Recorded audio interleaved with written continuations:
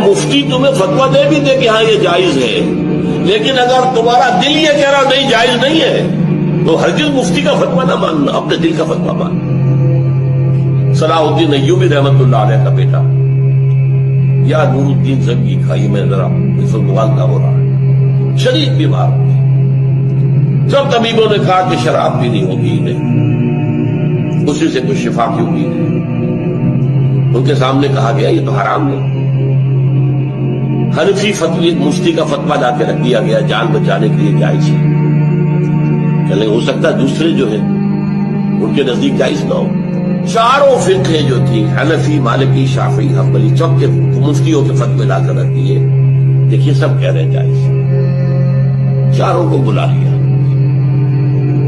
مجھے یہ بتاؤ کہ کیا اللہ تعالی مجھے شفا دینے پر قادر نہیں ہے بغیر شراب کے؟ نہیں جی نہیں، اللہ تو قادر ہے۔ اور کیا اللہ اگر شفا نہ چاہتا ہو تو کیا اس شراب سے شفا ہو جائے گی؟ نہیں نہیں نہیں، اٹھاؤ اپنے فتوے اور دفع ہو جاؤ۔ اس اللہ کے بندے نے جان دے دی شراب